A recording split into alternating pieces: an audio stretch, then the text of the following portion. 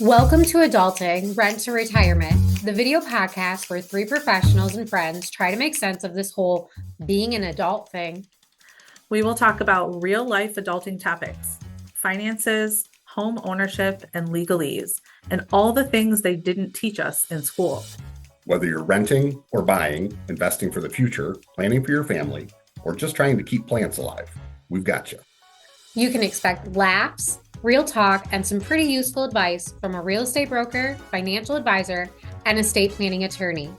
Because adulting can be hard, but at least we can figure it out together. Let's get into it.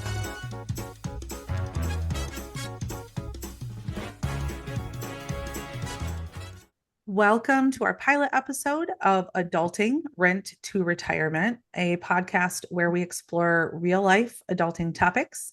I'm one of your co-hosts, Katrina Hofstetter, and today we are going to dive into a topic that I think we think about, but we don't talk about very much, which is our adult friendships.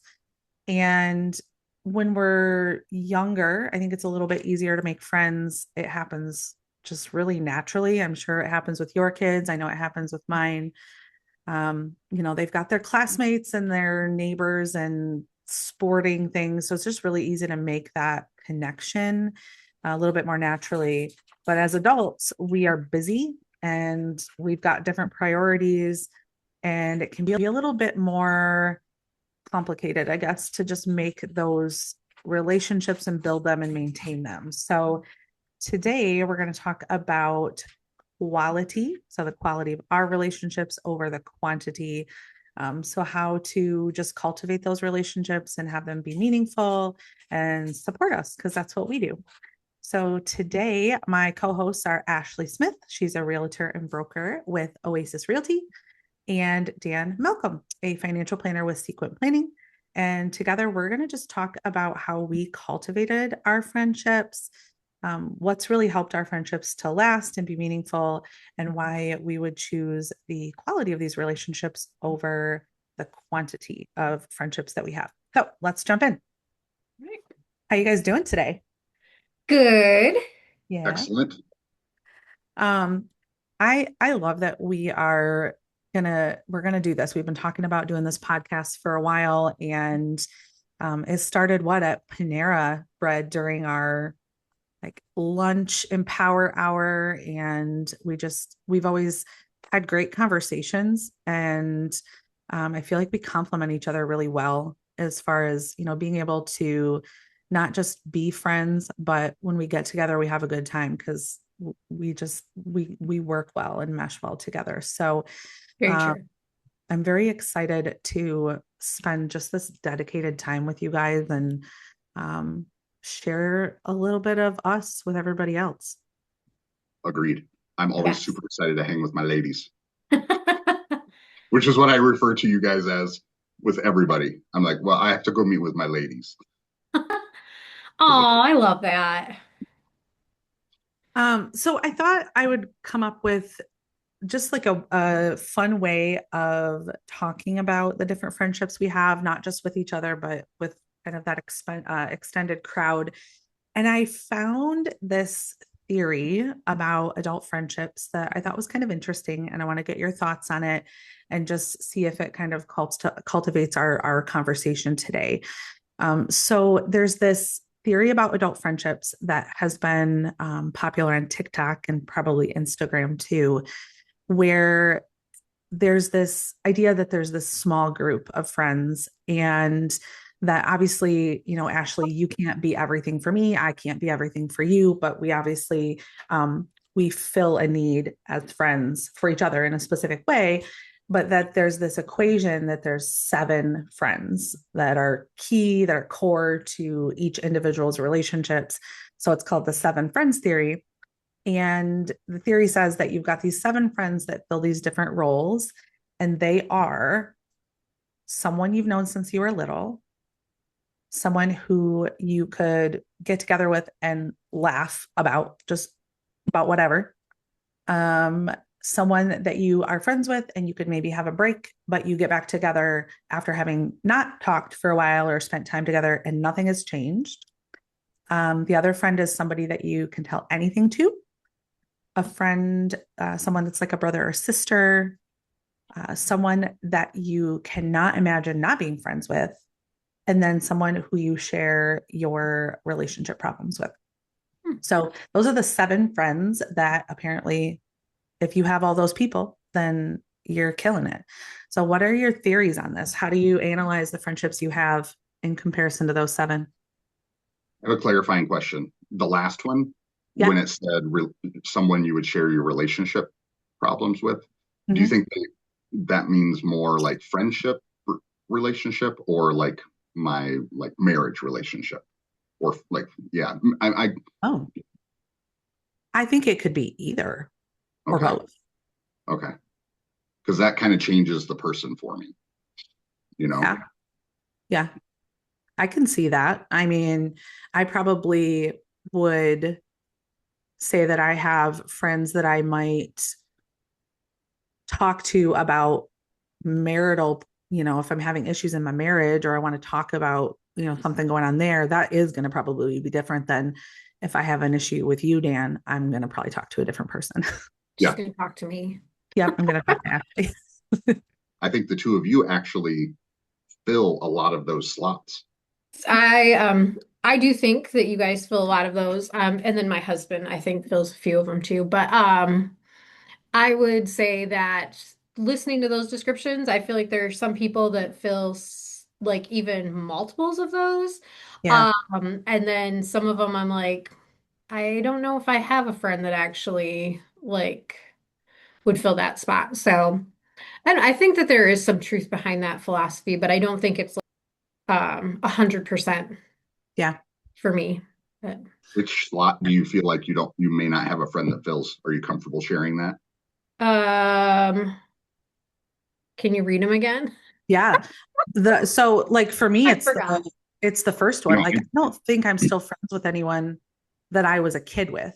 Yeah, Like, that was the one that it's, I'm sorry. I was like, I knew there was one that I was like, oh, I mean, I guess the only person that I would think that that would work with would be my sister. So yep. if you're counting like family as friends, which we are very good friends, like we're not just siblings, like we hang out together, we spend a lot of time together. We have our entire life, most of our lives, I should say. It's Yeah. a little time when it was, some sibling rivalry, but like an actual just friend, I don't have one that I've known since childhood. So. Yeah. Do I you, do. Dan? Yeah, I actually do. Only one. My good buddy Randy, that lives down in North Carolina. He and I have been friends since 4th grade. Wow. Uh, and now there was like part of high school where when I moved, because we were in West Virginia together, and then I was in a different state up here. So like we had a couple of times where we had several years where we just like kind of didn't communicate. But then he would fit into that category of someone who you can not see for a long time, and then you just pick right back up where you left off. And then really ever since we both got married right around the same time, and ever since then we've been very, very close again and like communicate all the time. Yeah. I mean, I'm still connected with people that I knew when I was little, but it's more of like we're friends on Facebook, or we're more of an acquaintance really, because we don't Yeah. keep up with each other. I would have to say my sister too. I mean, same as you, Ashley. I don't think there's anybody else that I'm still actual friends with where I stay connected from when I was a kid. But then I look at the rest of the list and I feel like the rest of the list, the other 6 could apply to both of you. Even though there's other people Aw. in my life that fill some of those roles, I think that both of you would fall into every one of those categories. We laugh together. Like, even though we don't go long stints of time, sometimes we go a week or so when we don't see each other. Mhm. Relationship doesn't change. I feel like we tell each other a lot of stuff going on in our lives. Um, Yeah, yeah, like it usually in the really summer, fits. we don't see each other for like almost the whole summer because of kids Yeah. and business and stuff. And Yep. yeah, it's usually like when the kids go back to school in the fall, we're able to get back to like our regular meetings and stuff. But we're able to just jump back in like we just met a week ago, So, Yeah. Yeah, for sure. mhm. I think some of those types of friendships, like somebody that you can talk to about relationship problems with, or, the being apart for a while and getting, picking right back up where you left off, nothing has changed. I think those are like, they seem a little bit deeper, like you have a deeper connection. Maybe just because of the seriousness of the things that you've shared or talked about. Do you feel like it's more important to you that you have like those 7 things covered, or do you think it's more important to you to have just deeper connection in general? When you say those 7 things covered, like, do you think it's more important to try to have those 7 things covered with like within one friendship? Just any friendships. Like, do you think it's more important that you have just any friends that have a deep connection where you're close with them versus having any number of friends that fit all those 7 things? Do you want me to answer while you're thinking, Dan? Yeah, go for You it. have your thinking face on, so Yeah. I think that I don't interview friends like for what position they're gonna fill in my life. Yeah. Like I just find somebody that I happen to connect with, and eventually over time their role, even in those roles that you're mentioning, may change over time too, Yeah. If I'm married and they're married, they may be the person that I vent to about my husband is amazing. I just want to say that, but every relationship has little quirks. Talking to a married friend about that Yeah. is a little easier than if you're talking to a single friend that's just, or somebody who's like, a friend maybe that's recently divorced, and you're just like, I don't like that my husband likes to put the dirty dishes on the counter instead of in the sink. That's which is our current debate.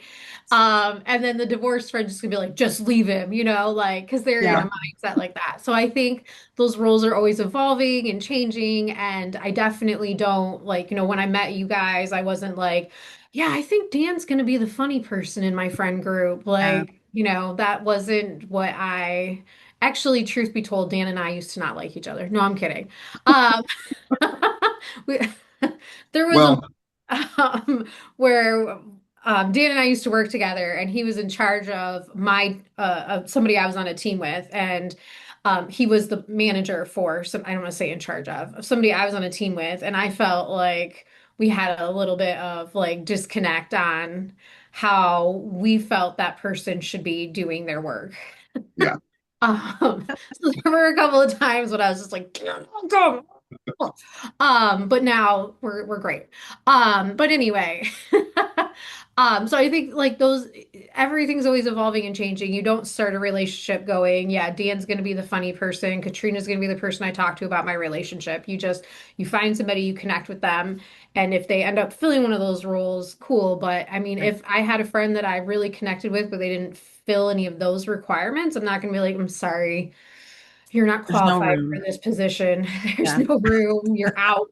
I can't Yep. talk to you anymore. Yep. But I do think, it is good on that being said about firing friends. It is good to make sure that people are bringing positivity to your life. I, have in the past have had friends that just felt like I love them. They were great people. They did great things in the community and stuff. But like the constant negativity was like bringing me down. So Yep. I had to step back from spending so much time with them. So Yeah. I definitely feel like the thing you said earlier, the quality over quantity matters as well.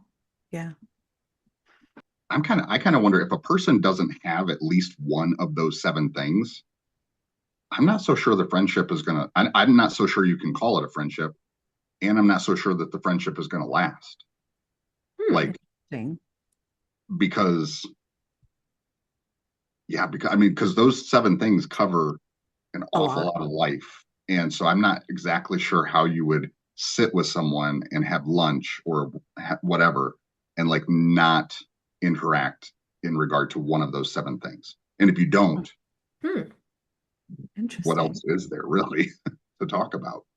That's an interesting perspective. I do think that's hard though, because I'm just thinking about like I'm rattling through people in more of my professional networking crowd. Like, oh yeah, I think there's a lot of women, a few guys who I do consider friends. Like if I were to talk about them to someone else, I would say, oh yeah, my friend Beth, or, Mhm.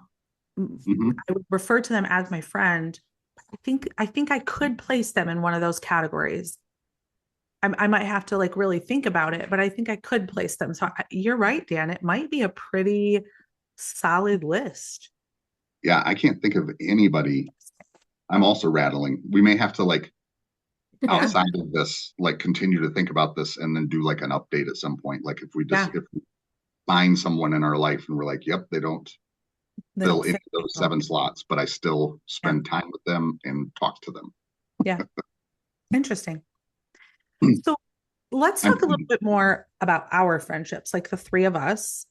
Um, you guys were friends. You guys were connected and had a relationship and history before I came along. And I just kind of, butted my way into this and made it a trio. Mhm. Um, what do you think when you guys were like seeking me out, when you were like, we need this third wheel, right? What were you looking for when you found me? An attorney. A So I friend guess a little perspective. bit about how Katrina came to be in Dan and I both used to work for the same company and we both had side businesses, Dan being a financial advisor, me being a realtor. And about the same time we left our full-time positions at that company to take our side endeavors on to full-time. And Dan had this idea from his mentor of starting a group of people who are kind of in the same spot in their business, things like that, to like meet once a week and like, refer clients, but also to like talk about like what are you struggling with in your business? What can we do to help? And so it was just me, Dan, and like I think one other person when we started, right, Dan? And my husband was there too. Yeah. Um, and we were talking about like things that or so we had this group and then I went so we were always looking for new people for it, I guess is what I was saying. Not specifically an attorney, but and then I went and got my trust. I've needed to get a trust done. And I found a Facebook post that Katrina had posted. So I was like, okay, I Yeah. will, in Not Your Mother's Not Working group. And I got her to do, asked her to do our trust for our family. And I just, when you were meeting with me and Ryan, that's my husband for everybody that doesn't know.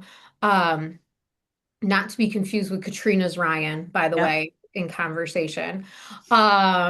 I just like we really clicked. Like you were funny and very kind and not stiff and like how I envisioned lawyers to be like on TV, like very serious and mean. And I was just like, I really like her. So I was like, Dan, I'm gonna invite her to the group. Um, and you started coming to the group, which was primarily to start with about business, but I feel like it just really like turned it. And then we all found out we all had kids the same age. We all lived in like literally a triangle of the same neighborhood. Like we were all within 5 minutes of each other. It just like it seemed like we were all meant to be friends. Like, didn't it kind of feel like that? With the more that we learned, the more it felt Yeah. like I think we're supposed to be friends, you guys. And then we met each other's significant others, whoever we hadn't already met, and like. I mean, I love Aubrey. If I had to pick between Dan and Aubrey, I'm taking Aubrey in the divorce, just so we're Yep. clear. Me too. Um, Sorry. Sorry, Sorry, Dan. Love Dan. you though. Um, like so it just I feel like it just kept everything kept clicking and it has Yeah. continued to do that for the last, what, 4, 5 years, however long this has been. I don't know, but I Yeah. love it. Yeah. And even the kids too, like Hmm. have spent time together. I know your guys' kids have spent more time together um than mine, but the kids all just like they get along well and they have common interests, and bringing my crazy boys into the mix I'm sure was great for TJ since it was Yeah. all girls, and so it was a really great balance, and they're all pretty similar in ages. So yeah, it very much felt like once we got over like, oh yeah, we could, this is great, we can connect business wise, but then we'd start talking about personal stuff, and I do think it felt very much like, how did we not make this happen sooner? Because it very Right. much Hmm. meant to be. Especially since we all live so close to each other, I know, Yeah. like right? so long prior to meeting each other and being friends. Yeah. I would like to interject, though, an idea or a comment on in regard to the group that Ashley and I started, that Katrina eventually joined, is because some people might hear what Ashley described and just think of like a normal like networking group, like Yeah. Lansing area business partners and or Mid Michigan business partners or BNI or whatever. Yep. But this was very different. It was very intentional, and this might be if there's a listener who's like, I need some professional friends. It was very intentional. So like we intended on keeping the group small. We intended on like inviting people, like literally inviting people not to join, but to visit. And then we might invite them back. And so it was very like, we were okay growing slow. We were okay with having 4 or 5 people because that was definitely quality over quantity. Yep. And we are still going. We still do it. We just met yesterday, actually. I have no idea when you'll see this, so you'll never know what yesterday was. Yeah. But oh, and Katrina wasn't there. I wasn't there. No. But we met without her. It's fine. But I think the in the spirit of helping other people who may be looking for business friends, we do, we have 4 of us right now. So like Dan said, we've kept it very small, which is really nice because it gives us, we don't just, stand up, do an intro like, hi, I'm Ashley, I sell real estate, and then hope that other people in the group refer us for real estate. We talk about like actual problems. Like yesterday, I had an actual business issue of, my services and things like that and what I'm doing, and an interaction that I had with a client and how I'm like, it's making me question if I'm doing the right things. And so Dan and other people, Aubrey actually happened to be there yesterday. You missed Aubrey. Were able to like help me give perspective on what I should do. So if you are looking, if you're starting a business or looking to venture into entrepreneurship on your own, I would say that the group that we started it has been invaluable to me in solving the problems that I have, and not just getting, referrals, business. I never go to the group with that intention. It's always, I need help and I don't know who else to talk to. You can't, that should be on the list, like your professional friend too, that you talk to about work, because I could talk to like a handful of my friends about, obviously a lot of my friends are, in the business as well, but I could talk to other friends and they would just be like, I have no idea what you just said, but sounds like you're doing great work, So what do you need somebody that you can vent about your work frustrations to that actually understand what you're saying.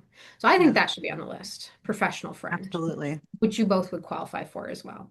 I feel like that falls under the category of number 4, someone that you can tell anything to. True. I was thinking more contrarian. like I murdered somebody and you need somebody to help you bury them. I know. I read that as well and think more like deep, dark secrets. I didn't murder anybody, Katrina. You don't have to poke your ears. No. Yeah. What I really love about our group is that, and I've been in BNI before, and I have other networking groups that I'm part of, and they're all great. They all serve a specific purpose and support me, and that's great. What I feel like is like invaluable about our group is kind of twofold. Like we connect outside of our scheduled times.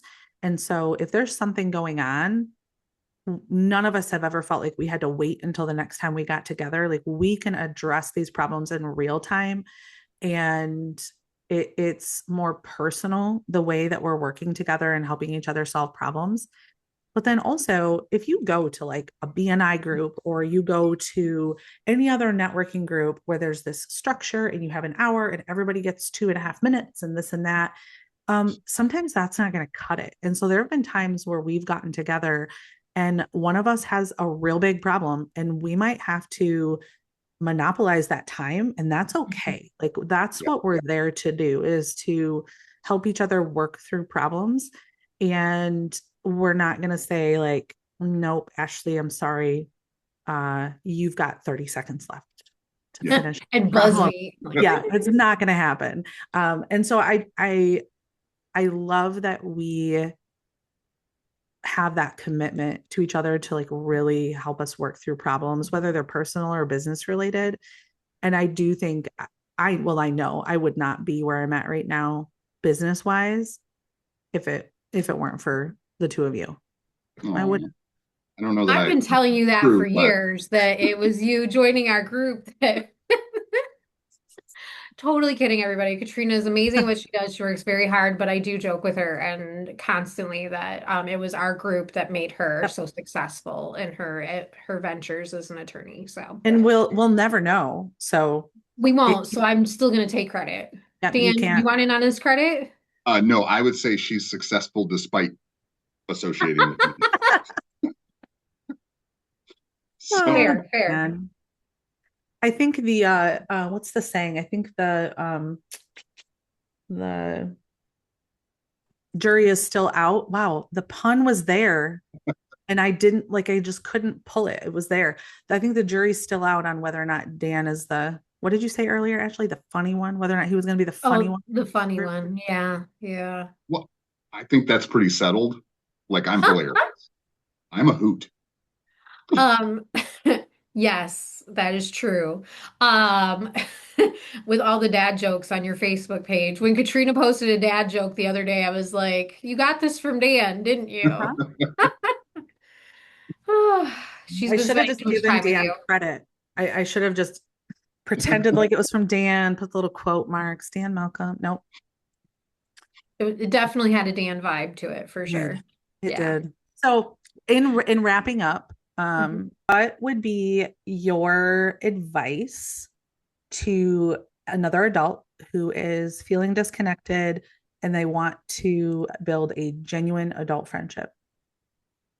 One piece of advice.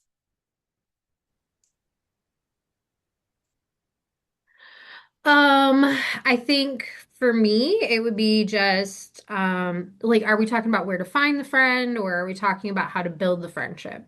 Either one or both. Um, I think just keeping an eye out in your life on people that you feel like have similar, you don't have to agree on everything, but having similar like morals and ethics, I think is really important, especially, if you're going to be bringing these people.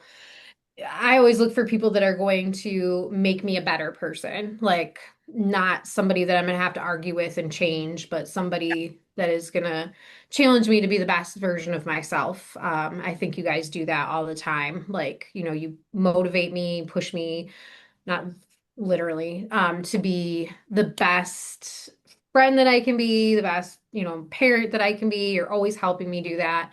And so that's what I look for in friends. So I think it's like looking around in your sphere and seeing like who do I admire and want to be like, and that's, who do I really respect, and that's how I go about figuring out who I want to put more time into making a friendship with.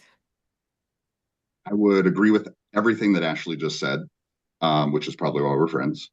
And I would add to that, I guess, two quick things. One is don't take yourself too seriously, and second, focus on being a good friend. And yeah, if you focus on being good, good will find you, I think. Yeah. Absolutely. Yeah. Okay. I think mine would go back to something I said at the beginning about how it's so easy for kids to become friends. There's just like this innocence, and I think there's this element of being vulnerable, but the kids don't realize that's what they're doing. And so, whether you're out in public or you're at a networking event, you just got to go up to people and talk to them and, just be vulnerable. And then also once you have built that friendship, you have to continue to be vulnerable and like be willing to talk about problems and not put up those walls. So, Yeah, exactly.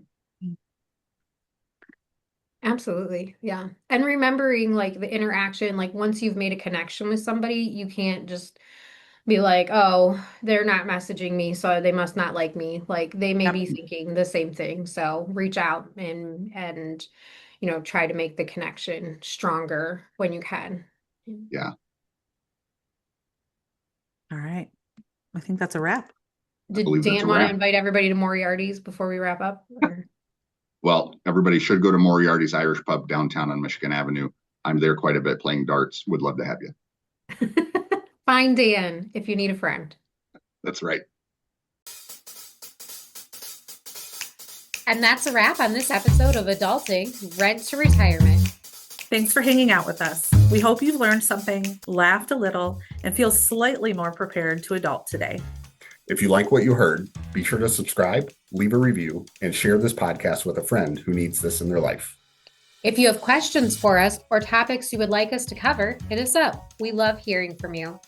And don't forget to join us next time for more real talk, bad jokes, and actually useful advice. Until then, keep adulting, or at least pretend to.